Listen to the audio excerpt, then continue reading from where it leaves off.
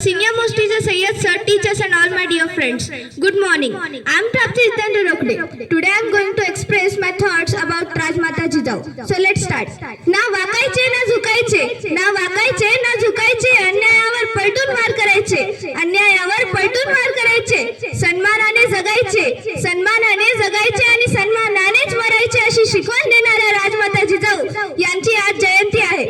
12 जानेवारी 1598 रोजी बुलढाणा जिल्ह्यातील सिंदखेड राजा येथे जिजाबाईंचा जन्म झाला. जिजाबाईंच्या वडिलांचे नाव लखुजीराव जाधव व आईचे नाव म्हाळसाबाई असे होते. शहाजीराजे भोसले यांच्याशी जिजाबाईंचा विवाह झाला. जाधव व भोसले या दोन्ही घराण्यातील पराक्रमाची परंपरा जिजाबाईंच्या ठायी होती.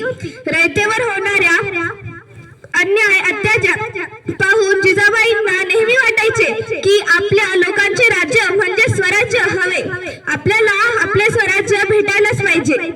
हिंदवी स्वराज्याचे तेजस्वी स्वप्न जिजाऊंनी पाहिले होते. त्यांनी पुत्र शिवबाला लहानपणापासून शौर्याच्या व पराक्रमाच्या कथा सांगून घडवले. जिजाऊंच्या प्रेरणेतूनच शिवरायांनी अनेक लढाया जिंकल्या व महाराष्ट्राच्या मातीत स्वराज्याचे भगवे निशाण उभारले. जिजाऊंनी दिलेल्या संस्कार व शिक्षणामुळे शिवराय स्वतःचा विचार न करता इतरांच्या कल्याणासाठी जगले व धर्मरक्षणासाठी लढले. अंगणातील तुळस, गोठ्यातील गाय, घरातील माय यांच्यावर कोणी वाकडी नजर टाकली तर गय केली जाणार नाही असे स्त्रियांवर अन्याय अत्याचार करणाऱ्यांना ठणकावून सांगितले. स्त्रियांच्या रक्षणासाठी त्यांनी स्वतः तलवार हाती घेतली. जिजाऊ या शूर, चाणाक्ष व युद्धनीतीमध्ये कुशल होत्या.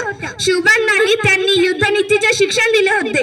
जिजाऊंच्या संस्कारामुळे छत्रपती शिवाजी महाराज घडले.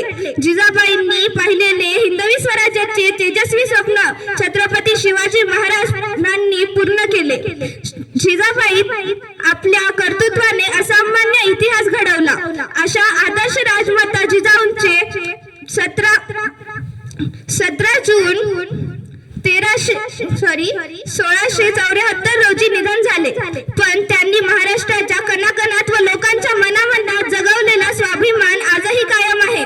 जिजाऊंचे कार्य व जेही कार्य त्यांनी केलेले